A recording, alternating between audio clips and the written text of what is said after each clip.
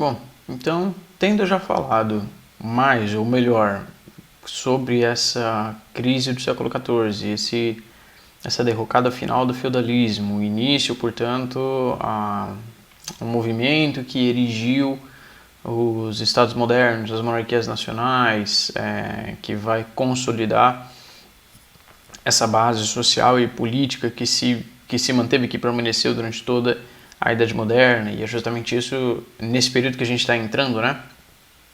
Saindo da Idade Média, entrando na Idade Moderna, que vai configurar, portanto, esse novo estado de coisas que começou a se desenhar desde o século XIV, com a crise do século XIV, e o fim da Idade Média, portanto, entrando na Idade Moderna já no século XV. Aquele século XIV das calamidades, das catástrofes, né? Da guerra, da fome, da peste e da morte, e aí a gente falou sobre todos eles nesse século XIV, da grande fome, da peste negra, da guerra dos 100 anos, nesse mesmo contexto de formação das monarquias nacionais, deixando para trás o sistema feudal, cada lugar com suas peculiaridades, com suas particularidades, no seu tempo determinado, né? Primeiro Portugal, ainda na Idade Média, já na Baixa Idade Média, é bem verdade, mas ainda no período de vigência de um feudalismo mais pujante, mais presente no resto dessa Europa Ocidental, que é objeto de estudo nosso durante esse período todo, né?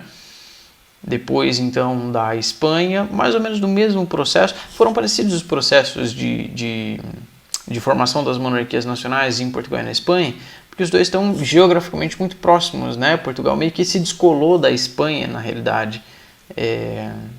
E eu pedi para vocês pesquisarem sobre isso, mas a gente vai voltar a falar desse assunto aí na próxima apostila, um pouquinho.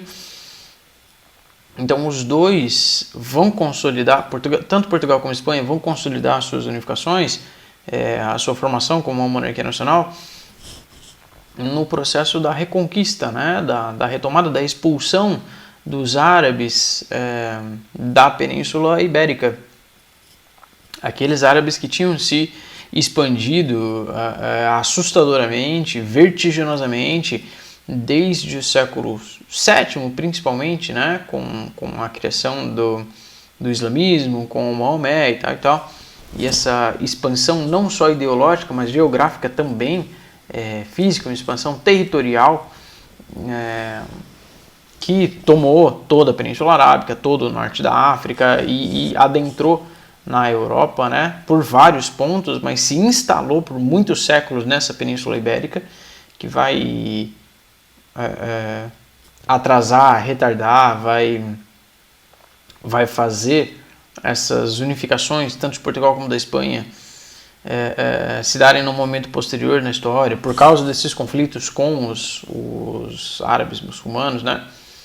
Então, visto esse processo em Portugal e na Espanha, aí a gente passa para outros dois estados que vão figurar com enorme importância nessa nossa Idade Moderna, que foi a França e a Inglaterra, e os seus processos de unificação sob o formato de monarquias nacionais foi também relacionado, né? Foi bastante próximo, inclusive foi por causa de um relacionamento direto entre a França e a Inglaterra, né? Na Guerra dos 100 Anos, que durou mais tempo do que isso, né? Foram 116 anos, foi terminar só em 1453 com a vitória da França, porque a França foi a última a ganhar uma batalha, né? Então, se a gente precisar dizer quem ganhou e quem perdeu, então a França ganhou e a Inglaterra perdeu. Mas porque a Inglaterra tinha começado com a bola toda, né? Entrando, deu uma lavada na França e depois foi obrigada a retroceder, né? E devolver todas aquelas possessões que ela tinha tomado a princípio. Então começou como uma briga de sucessão pelo trono, estão lembrados? Que o rei francês morreu sem deixar herdeiros, então o próximo na linha sucessória seria o monarca da Inglaterra, só que os franceses não aceitaram, então propuseram passar a coroa para um outro parente próximo, e aí sim de linhagem linhagem paterna e não pelo lado materno, enfim, deu um bafafá, um burburinho, né? E não teve acordo, não teve conversa. Mas para além disso, tinha também o problema de Flandres, no norte da França, que tinha relações comerciais muito estreitas com a Inglaterra, então eles queriam se apropriar daquela região também, que eram grandes consumidores da lã inglesa, né, da indústria têxtil, que já era uma grande potência, tinha um desenvolvimento bastante profícuo, bastante grande, bastante sensível, bastante perceptível, bastante pujante, mas eu já usei essa palavra nessa aula, tenho a impressão que eu já falei. Bom, na Inglaterra, então, percebam esses desenvolvimentos históricos, né? Essas construções históricas. Tem uma razão pela qual a primeira grande indústria da Revolução Industrial vai ser a indústria têxtil na Inglaterra, porque ela já vinha se desenvolvendo nesse tipo de manufatura, nesse tipo de negócio há muito tempo, há muitos séculos. Já nesse século XIV, né? 14, 15, a indústria têxtil inglesa já era bem consolidada, né? Lembram-se daquelas alterações na forma de trabalho, de comércio e tudo mais, com o Renascimento comercial, cultural, urbano, com as cruzadas e tal e tal. Essas cruzadas que vão de alguma maneira abrir as portas de novo para o comércio, que vai trazer consigo a peste negra, enfim. É interessante que vocês vão fazendo essas ligações e vão fechando os elos dessa corrente para vocês perceberem como toda essa construção histórica e social ela está encadeada, uma coisa leva a outra necessariamente e sempre. Então, tendo posto essas informações, esses eventos à sua disposição, é bom que vocês agora possam ordená-los de maneira cronológica e inteligível para entender como essas transformações se deram, né? Como que um sistema foi se pondo depois do outro, enfim, e como que a gente chega até aqui. Então, falta um bom pedaço de percurso para a gente chegar até aqui hoje, né? Mas o caminho que a gente como humanidade tem feito até aqui, esse nosso momento de estudo, eu estou tentando trazer para vocês com a maior lucidez possível, né? E tornar para vocês palatável, inteligível e simples até. Prazeroso até, quem sabe, né? Para quem se dispuser a observar com outros olhos, não é para ser uma viagem ruim, muito pelo contrário. Bom, então, visto esse processo pelo qual se deu essa unificação das monarquias nacionais, né, a gente passou, portanto, por esses séculos XIV, com a crise do século XIV e fim do feudalismo e tal, e a ascensão dessas monarquias nacionais. E aí, gente, é aqui que se dá aquela aliança da realeza com a burguesia em detrimento da nobreza para controlar a população e subjugar mesmo os nobres, que estarão agora debaixo do guarda-chuva do rei, de um rei que é agora absolutista, de um rei que tem um poder absoluto, inclusive sobre a igreja, que ele não tinha até então, né?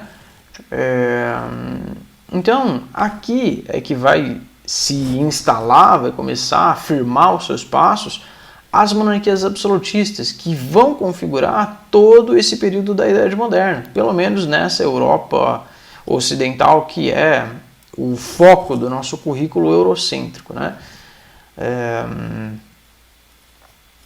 Então, agora a gente pode botar esses assuntos na ordem correta, né?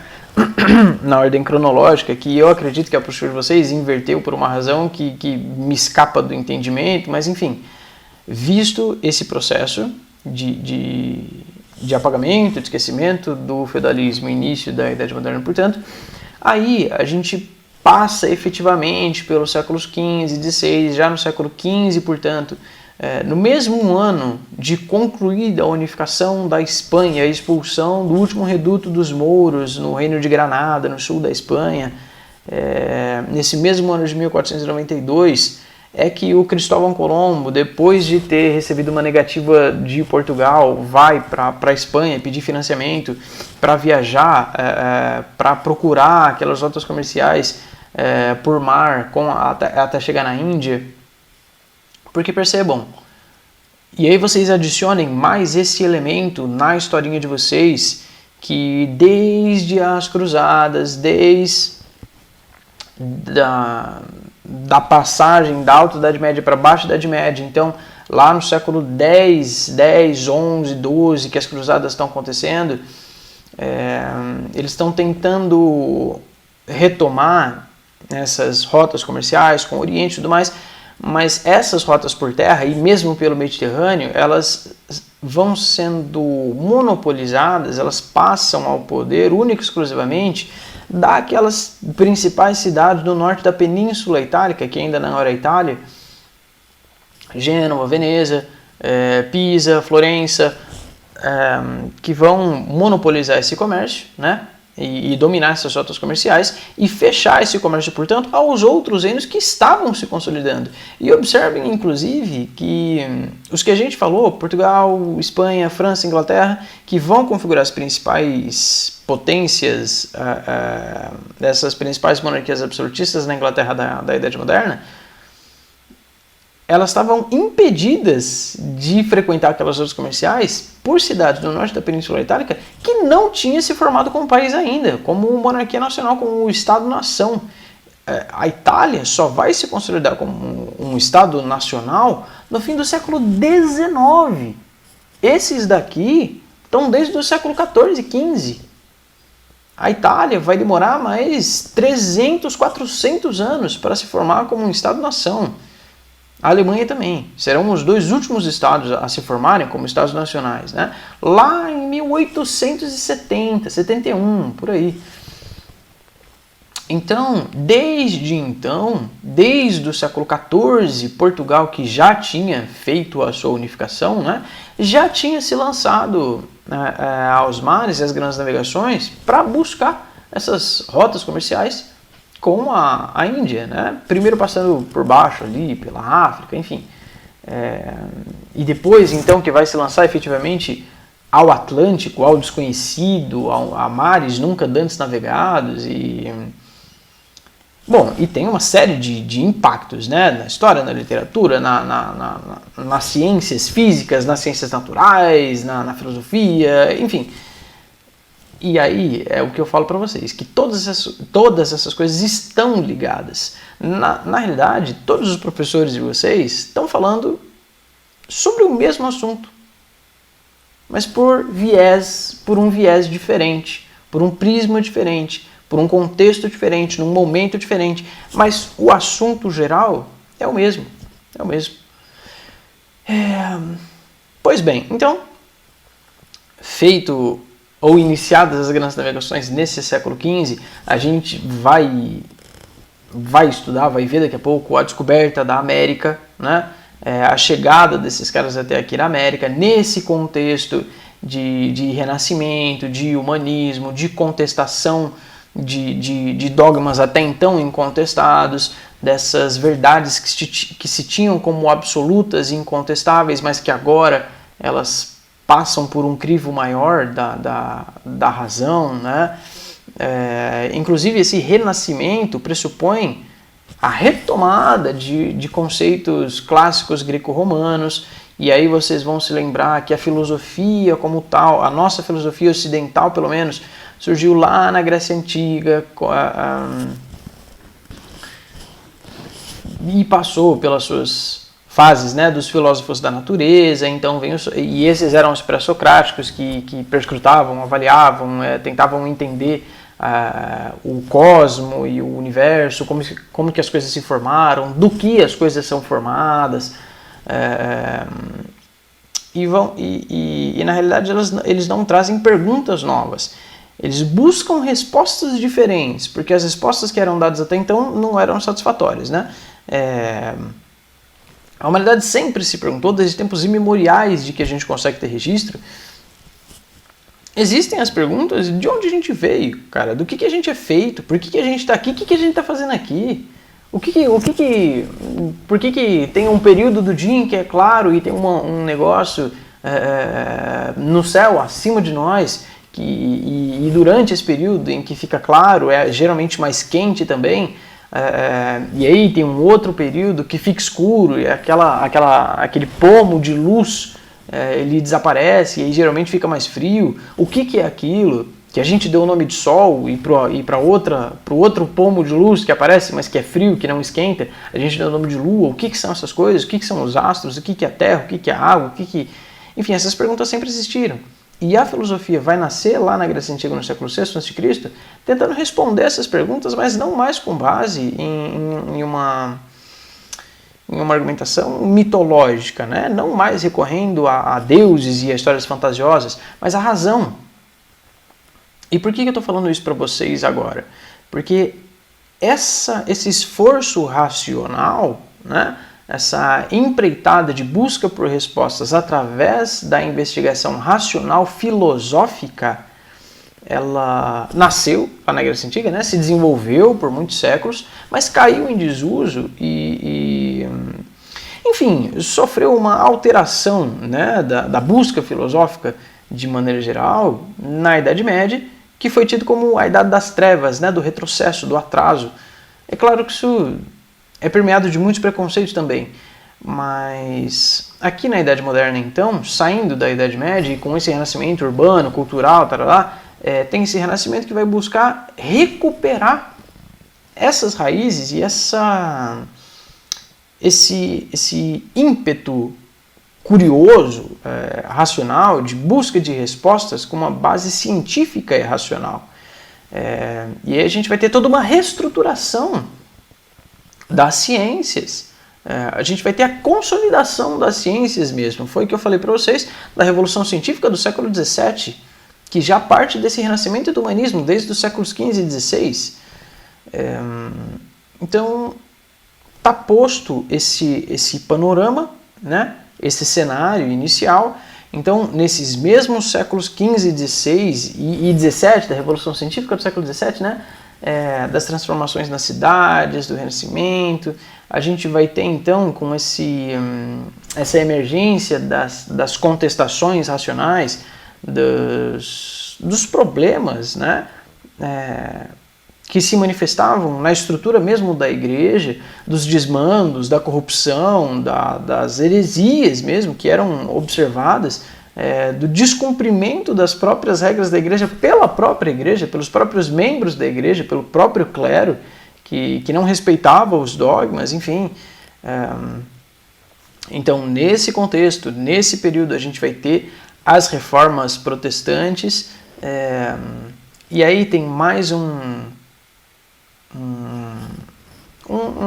lacinho para vocês atarem aí, né? Para vocês juntarem esses dois conceitos que nós temos estudado nessas últimas aulas, que eu falei para vocês, da reforma religiosa, da reforma protestante, iniciada pelo Lutero em 1517, na região da Alemanha, que não era Alemanha ainda. Acabei de falar para vocês que a Alemanha, como país, como Estado Nacional, só vai se formar, só vai se unificar lá em fins do século XIX, em 1870, mas na região da Alemanha, na cidade de Wittenberg, o Lutero fixou lá as 95 teses dele na porta da igreja, em 1517, e aí em seguida não, alguns anos depois, uns 20 anos depois, o Henrique VIII na Inglaterra e o João Calvino na França. Mas sobre o Henrique VIII na Inglaterra, esse Henrique VIII é da família Tudor, do mesmo Henrique Tudor, Henrique VII, que acabou com a brincadeira lá da Guerra das Duas Rosas, entre os York e os Lancaster, que a gente viu nas últimas aulas também. Então percebem essa continuidade, esse processo. Então eu vou passando esses assuntos para vocês para colocar numa linha do tempo de maneira inteligível, tá? Para a gente fazer esse panorama, pegar uma distância desses assuntos e observá-los de longe e ver como todos eles estão encaixados e um liga no outro. Essas coisas fazem sentido, obviamente, né? Porque elas aconteceram da maneira como aconteceram e gerou os resultados que a gente observa hoje, né? Bom, e aí então, em meio a essa reforma religiosa, em meio a essa reforma religiosa, tem também a contra-reforma da Igreja Católica, que não ficou calada, não ficou quieta perante essa afronta, né? Esses questionamentos sobre a Igreja. E a gente tem o Concílio de Trento, que durou um tempão. Aí, relacionado também com esses conflitos religiosos entre católicos e protestantes, a gente tem a Guerra dos 30 Anos, que não é a Guerra das Duas Rosas, que por acaso durou 30 anos também, mas a que a gente chama efetivamente de Guerra dos 30 Anos, que foi de 1618 a 1648, iniciada lá no Reino da Alemanha também, no Sacro Império Romano Germânico, na cidade de Praga, no Reino da Boêmia, entre católicos e protestantes. Isso porque eu não falei também do massacre de São Bartolomeu, acontecido na França também, nesse mesmo contexto de guerras e conflitos religiosos. Então aí a gente já está no século XVII. Então agora a gente chegou de novo no século XVII, tá? Voltamos lá para o século XIV e viemos de novo para pintar esse panorama geral. E agora então a gente, consolidados essas monarquias nacionais, a gente abre as portas efetivamente para a Idade Moderna. E o nosso próximo assunto é sobre a estrutura desse absolutismo monárquico.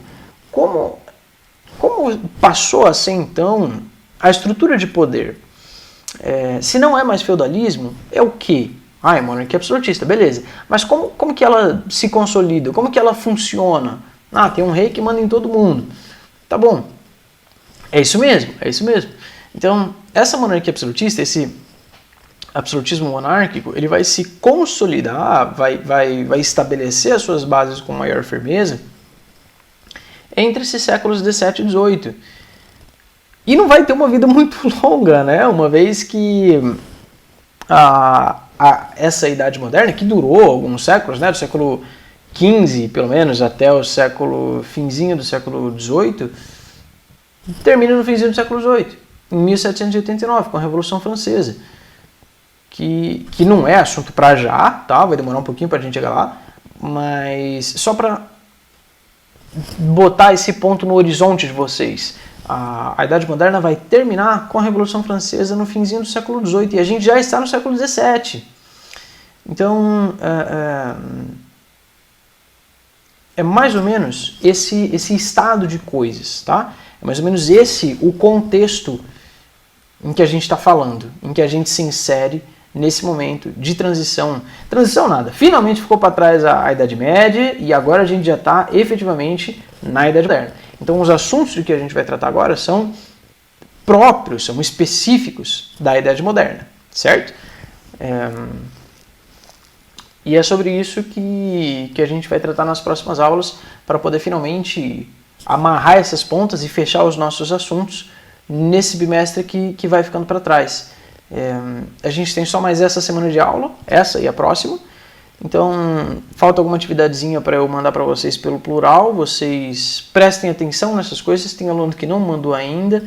E essa é a prova de vocês. É a única avaliação que vocês vão fazer esse bimestre. Então, toda a nota de vocês depende desses trabalhos. Se não fizer, vai ficar sem nota. E vocês têm algumas chances de fazer ainda, tá? Deem uma olhada nos prazos, quanto que vai vencer. E eu vou mandar mais alguma coisa para vocês fazerem, tá bom? Provavelmente para vocês me escreverem esse panorama geral que eu acabo de passar nessa aula. Inclusive, se vocês fizeram as anotações de maneira adequada, né, com atenção, com cuidado e tal, pelos assuntos que eu abordei nessa aula, então o trabalho de vocês já está pronto. É só vocês me mandarem as anotações que vocês fizeram sobre essa aula que vai estar pronto. Se eu pedir para vocês um panorama do que a gente tem visto nesse bimestre, vocês anotaram o percurso que a gente fez nesta aula, é exatamente isso, tá bom? Mais importante do que fazer é entender o que eu estou pedindo, por que eu estou pedindo e entender como fazer, né? E se vocês não entenderam, perguntem para mim. A gente tem um canal de comunicação bastante fácil, vocês conseguem me encontrar Tá bom? Então é isso, gente. É isso. Qualquer dúvida, qualquer pergunta, qualquer dificuldade, falem comigo e a gente vai conversando, tá bom? Então, até mais. A gente se fala.